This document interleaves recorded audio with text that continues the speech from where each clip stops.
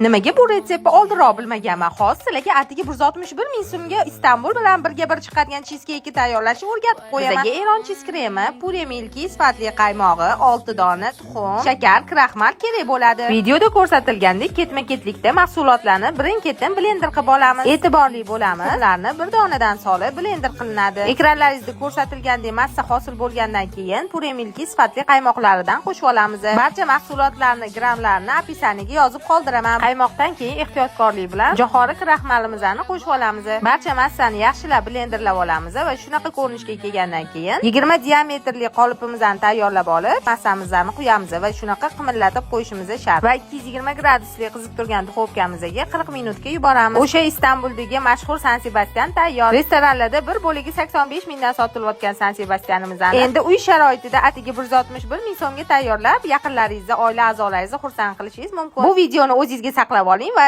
yaqin do'koningizga yuborib qo'ying. Obuna bo'ling.